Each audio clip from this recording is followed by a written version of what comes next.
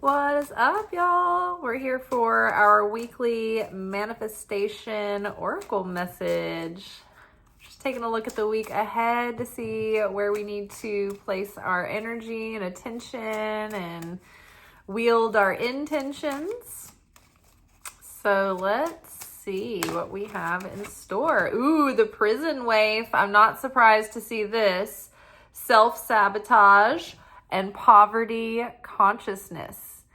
So the energy in the air on Earth has been, kind of heavy and difficult, and it's just been very laborious and cumbersome, and it feels like, and so it's easy to feel overwhelmed and overstimulated and worn down, and then just taking in all of the just news and constant stories unfolding in the world, and all the crises, and just feel heavy, overwhelmed, despondent. What's the point?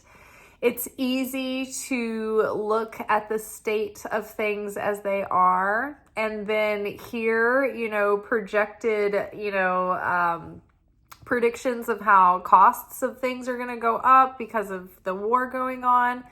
So it's too easy to get into a consciousness of lack and poverty and fear.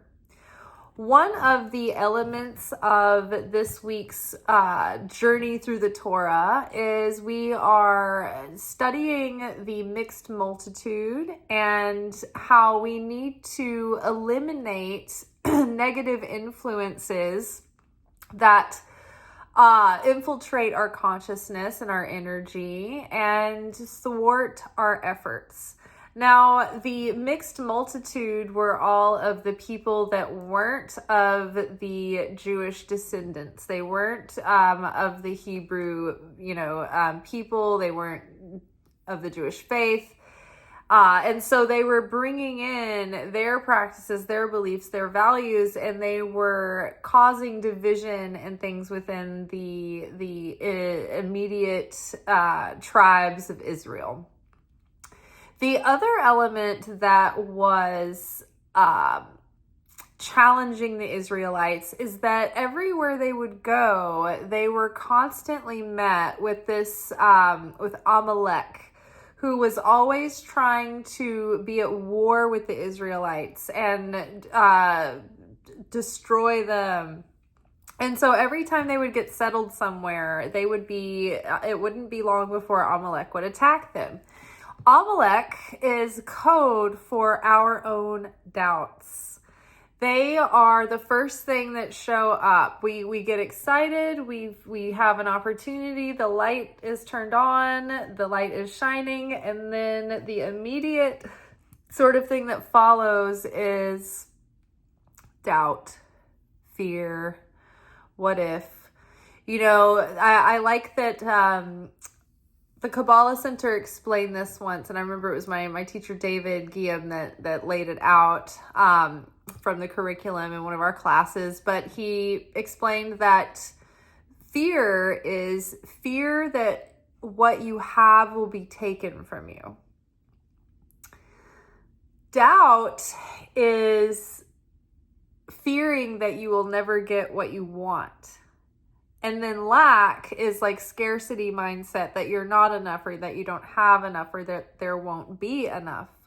So Amalek is kind of like representative of these three, negative, fearful forces that challenge us whenever we have the opportunity to move up to a next level, to be in a new situation, to face a challenge and then reveal more light. And just like Mario, when the Mario in the Mario world, or original Mario Brothers, like when Mario's going through the levels, every time he jumps on, and squashes one of the little bad guys, it's like he gets points and he gets empowered. And then sometimes there are secret, talismans that Mario grabs, and then he suddenly turns into Big Mario. Well, so too are we. When we overcome our fears and our doubts and our smallness, we are elevated to bigger Mario. We reveal more light. And so every time we're about to have an opportunity to reveal more light, whether it be through seizing an opportunity or meeting a challenge and even viewing the challenge as an opportunity, there is the opponent, and the opponent is going to tease us with doubt, fear, because the opponent doesn't want us to progress to our next level. So this is the challenge that we always have, and this is one of the key highlights of Passover coming up. The Israelites had to, they were told not to, or they had to eat unleavened bread, because when the Exodus was happening, it was like all of a sudden it was time to go. They did not have time to let the bread rise. They had to leave quickly. And the symbolism, or the deeper metaphysical reason behind that, is that we have to act fast in life before the ego comes in and keeps us frozen where we are, in slavery to our fear, slavery to our smallness, and slavery to our ego, and keeps us from progressing in life. Or it keeps us from leaving a bad situation. You know, how many times have we all been in those relationships where we know we need to leave this relationship, but the thought of the unknown is just, it's too looming. And so you go through these highs and lows. You're like, yeah, I'm gonna do it. I'm gonna say something, you know, this is it. I'm no more. I've had enough. And then by the time you have driven to the home, you know, back home to like confront the situation, it's like all the fears have crept in. What am I going to do? I don't have I don't have a plan. What if I don't, what if I make a terrible mistake? Like, all the fear creeps in. And so that is why it's the lesson taken from Passover, and the significance of not letting putting the yeast in the bread, not letting the bread rise. It's not letting the ego rise and intimidate you out of seizing opportunities and meeting challenges, and intimidate you out of life and rob you out of your potential and growth, because you're frozen in fear and in a lack mindset and in doubt. And I know for myself too right now, like I have been suffering from lack, because I've been feeling the heaviness of having not have tithed over the past few weeks, because money's been super tight after the snowstorm. Like, I couldn't work for a week, and I was out of power for 11 days. And so I was like putting gas into a generator. So like, when you consider like all the cost of having to prepare for the storm, to get through the storm, and then also not working, it's just like, you know, it was tough. And I keep thinking about the girls in Gaza that I send my tithe money to, and I have been worried about them, and I've felt heavy and guilty that I haven't felt like I had enough, you know. And part of me knows that it's lack, but also part of me like can't see past the illusion of what the bank looks like. You know what I mean?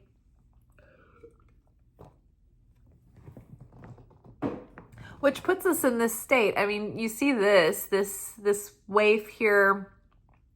She's in her, in her cell, and she is despondent, and she feels trapped. Like there's no options or nowhere to turn. But that's not true at all. There's always solutions. There's always options. The Creator is always sending us guidance and always sending us direction, and everything changes and everything moves. So we just need to be able to recognize when we've slipped into this vibration, this state of mind, this kind of mood, and try to do whatever we can, resource ourselves with ways that we can slowly pick ourselves out of that state. For me, it's like if I can start moving my body, if I can connect with God in some prayer, if I can read some Psalms, that's always therapeutic.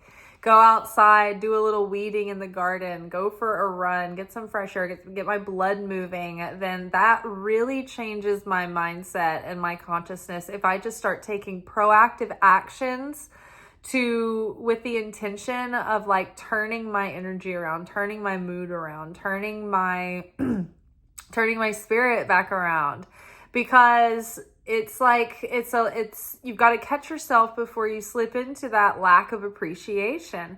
Because when you shift your attention to what you appreciate, then you start feeling abundant and you start feeling hopeful and optimistic, and it does lighten your spirit so much more. But yes, be aware that just before you're going to be moving up in some way in your life and more light is going to be expanded for you, you will always be attacked with, doubt and fear and maybe challenges that exacerbate everything that you fear and doubt. And it probably is going to show you like, look, this is your worst fear, you're like, no, I was hoping this wouldn't happen, but it's feel the fear, face the fear, and like take the steps and see that it's not the end of the world. The fear isn't going to kill you. It's you're strong. We're resourced. We can navigate the situation, and we have a relationship with the Creator where we know if we give it our best, God will provide the grace to cover us, or at least we have faith that God will be there. God is in everything, and that's one thing where we grazed over that a little bit in our first episode into the meat of Gospel of Thomas. And like, God is everywhere and in everything, but God has to be activated, right? God's omnipresent throughout every cell of your being and throughout every particle of everything that you're sitting in and amidst and around. And in even less tangible ways, God is present in every situation, but that presence, that intelligence has to be activated by us, by the vessel. We have to have the desire, we have to have the passion, the determination, to call that energy in and wield it. And even have like the courage to listen to the guidance once you get it, which is another thing about like when God told the Israelites to leave, many of them were like, well, we're comfortable where we are. We're familiar with this. We're used to this life. Like, what are we going to do out in the wilderness, right? So sometimes we're like, what are we going to do? We need guidance. And then we get the guidance and we don't have the courage to act on it, or we don't have the confidence to discern that we're getting guidance from above, or the faith to take a leap and trust that if it's a mistake and it's made in a sincere heart, the heart's in the right place, you did your best, you thought, that was where you were being led, God's grace will cover, right? But you can't lean on that. You can't go around haphazardly through life, swinging indiscriminately and be like, well, God will cover me. Like, that's the problem we're in now with the global crises in every category of pillars of society. But if you do earnestly give it your all, do your best, come from an honest place, God will cover. The wise woman of the Wonderland. So we have integrity and compromise. So again, giving it your all with integrity, being true to yourself, being true to your spirit, being true to the Creator's direction, give it all you've got.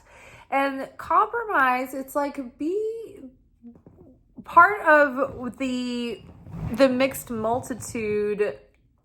Like, the point of the lesson around the mixed multitude was that Moses wanted to bring the mixed multitude with the Israelites to Mount Sinai, and he wanted to include them, and he wanted to save them too, which was really positive. But God warned, he was like, look, you're in a delicate situation, and you need to foster we need to build this whole new foundation and this whole new you're constructing the foundations of your faith here and the culture of the people that you're leading.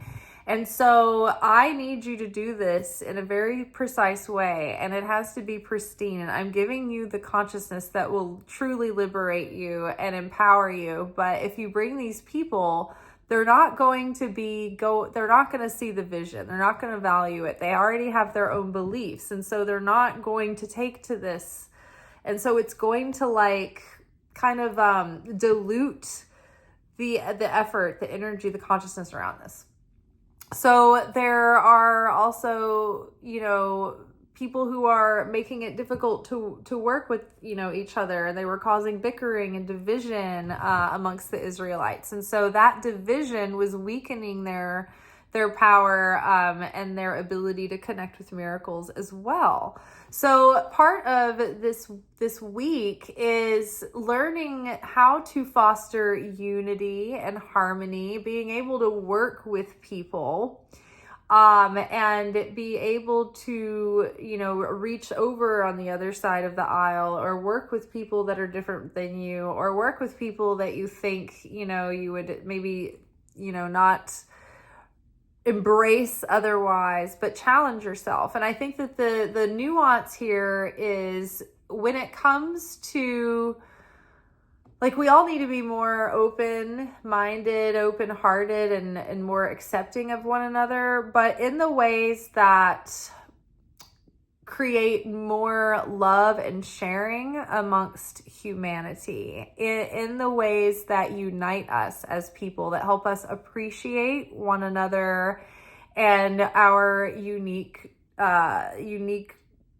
variables and nuances as people, as cultures, and whatnot. However, we have to be able to stand up to injustice and lawlessness and exploitation and things and attitudes and cultures and systems that are exploitive and destructive and harmful as well. So it's not, we have to be discerning, and we have to understand nuance. But the compromise, it's like, you don't want to compromise your values or your integrity, but you can consider where you can be more flexible, right?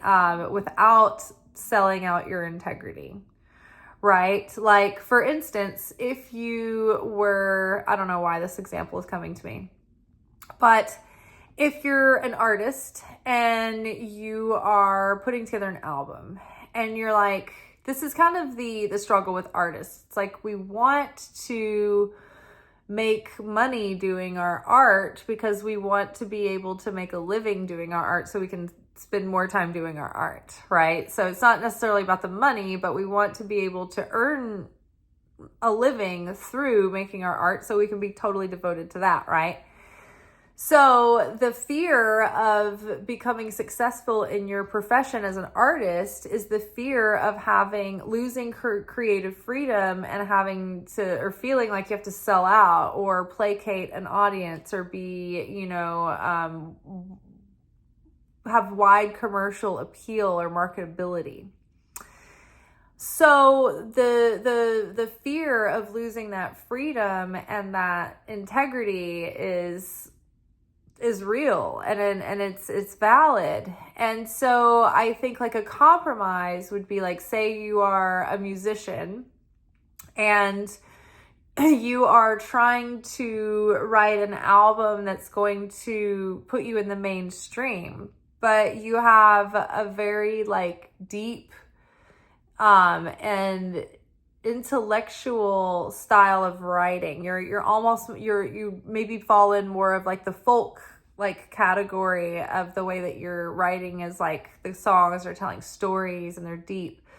And so you want to stay true to that vision, and you have this like album you want to put out, and it's this one unified piece of work, but there's not necessarily any hooky like hits. So where, like, if you want to be a big artist in the commercial scene, but you still want to stay true to that vision, maybe a compromise would be make your album the way that you want to and make it that artistic vision, but then maybe add like 3 songs on there, because songwriters have like hundreds and hundreds of songs. And maybe you've written a song that's like 2 or 3 songs that you think that would be really like widely accepted. They'd be commercial. There's like a catchy hook. But you didn't include that because it was too watered down or too basic in your opinion. But like those could be the big seller songs that pay the bills. But the rest of the album could be like it's in like full integrity, So there's ways that you could compromise a little bit, but not compromise yourself or your integrity. It's like these are still songs that you wrote. Maybe they're not the ones that you would pick out because they're not as precious to you, but those might be the ones that are going to support the rest of the songs, right?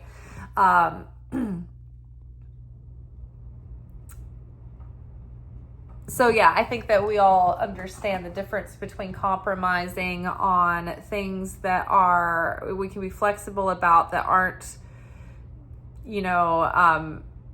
challenging our morals or ethics. I don't think we should compromise on our morals or ethics, but I think that there are ways to meet in the middle with negotiating and with people. All right, Sacred Union. Ooh, I love this card. I love the art on this card. I love the idea of the soul getting closer and closer to that union with the Creator. And as we get closer to that union with the Creator, we find ourselves in that flow. I love this like misty background. It's like, it reminds me of that sort of like cosmic presence of the spirit that sort of blankets you like a fog. Like have you ever been in the midst of like a thick, heavy fog? There's something, it's like, it's so eerie, but comforting. It's like a blanket, and it absorbs all the sound. It's so quiet, so peaceful.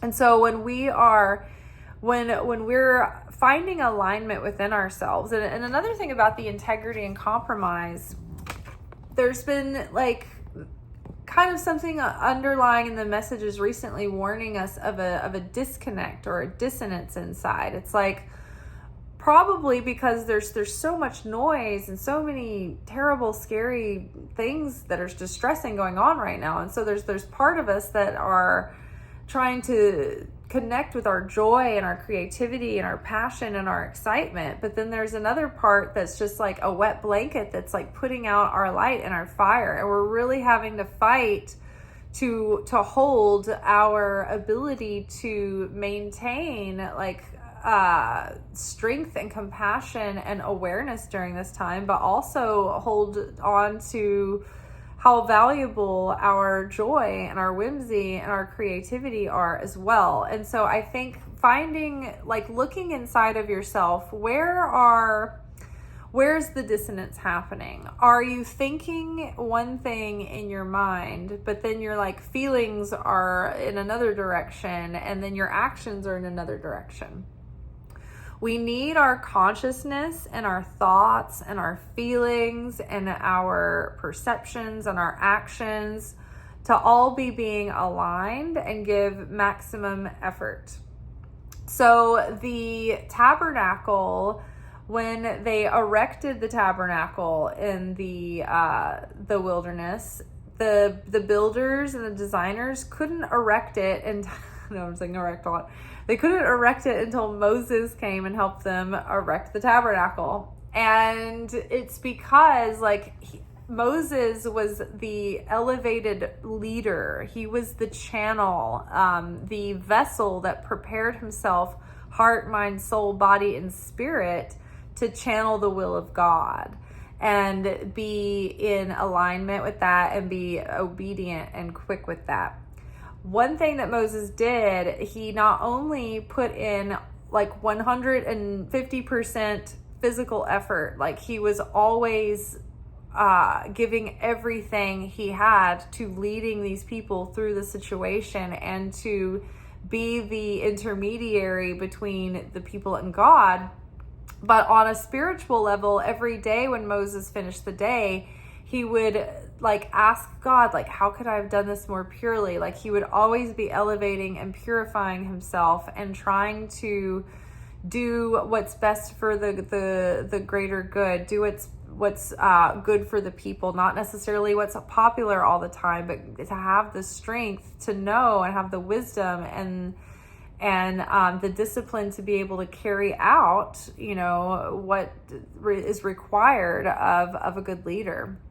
So Moses, because he had that constant, sustained effort, he had the vessel to channel all that light through. And because of him, when he joined the effort, they were able to raise the tabernacle, meaning he raised the consciousness of others, and he drew God's presence in, to the people because of that union, because of that willingness to change and transform.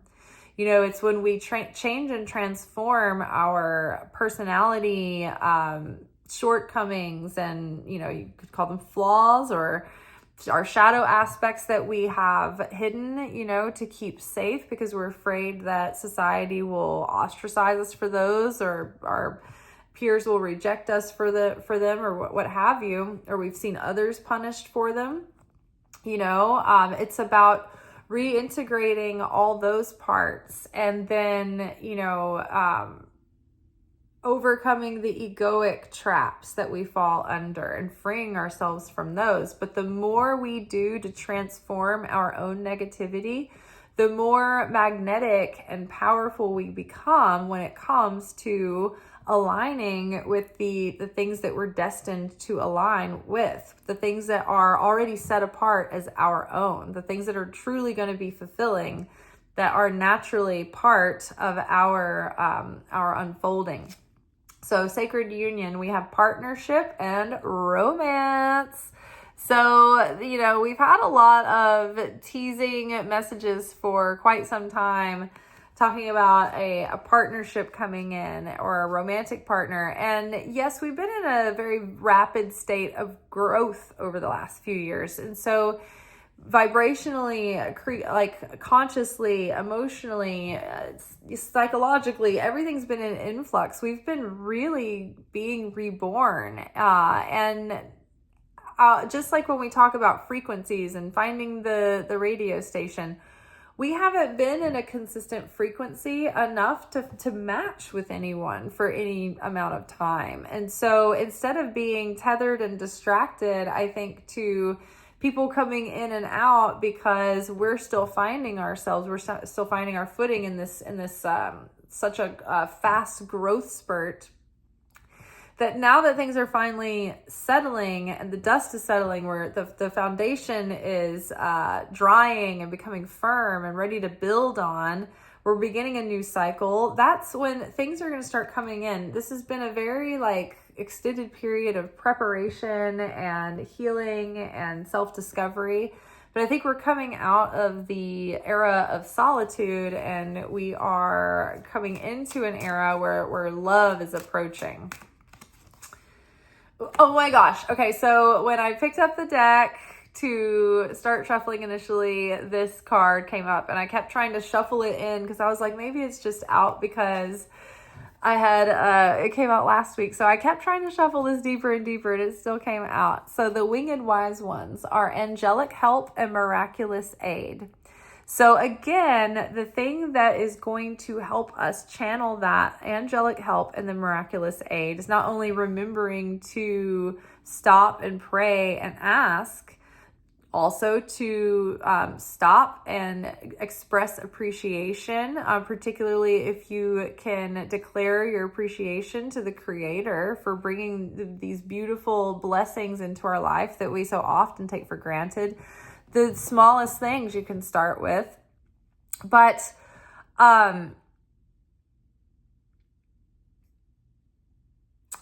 I lost my train of thought. Angelica. Oh, miraculous aid. So fostering love and friendship and community and solidarity and unity amongst the people around us. Like, you don't have to start by challenging yourself to go out and be friends with someone who gets on your last nerve. But in your immediate, like, groups of people that you're with day in and day out, like, can you foster unity at work? Can you foster unity, within your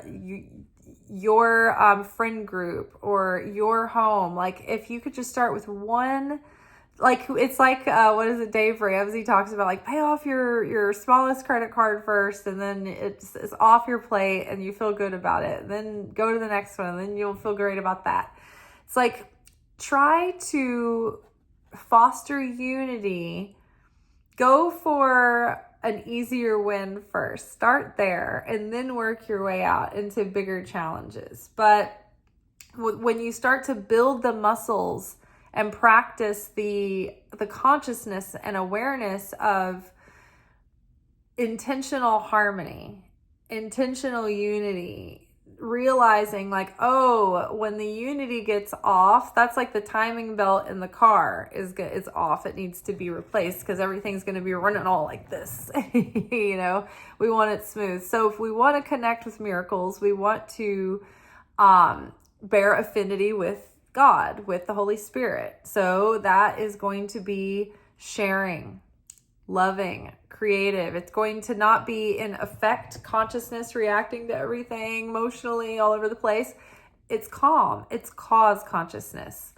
It is loving ourselves and our neighbor consciousness. And so the more we can bear likeness with the Creator, the closer we will draw to the Creator. And then when we're in that realm, that vibe, that flow with the Creator, then we're surrounded with that light of protection and blessing and favor that just flow through. That's where that angelic help comes through. But we have to be a vibrational, like, we have to have a way for them to get in past our the static of the aura. Like how let's see, like the missile defense systems can make sure, like through radar, like basically it kind of puts like a bubble of protection over a place, right?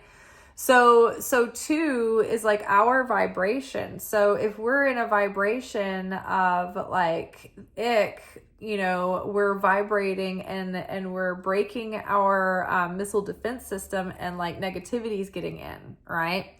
But when we're in a vibration of unity and gladness and appreciation and peace and solidarity and compassion and sharing and goodness, that creates a stronger shield, right?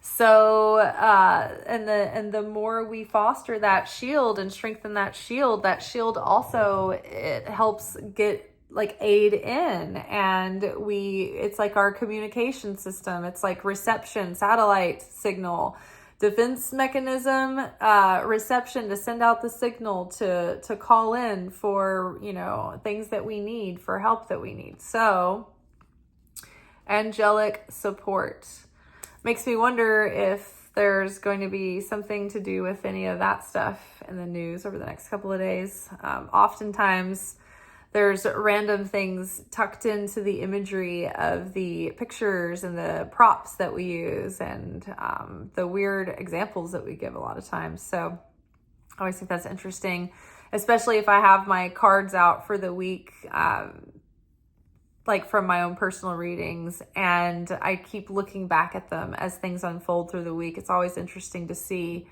how every little detail is almost represented so many times in the small details of the art and the pictures. Always astounding. All right, you guys, that is all for tonight. We will be back together tomorrow for our weekly alchemy message, where we basically look at this week's spiritual lessons and we unpack our approach to the work. Until then, may peace be with you. I hope wherever you are well and safe. Ciao.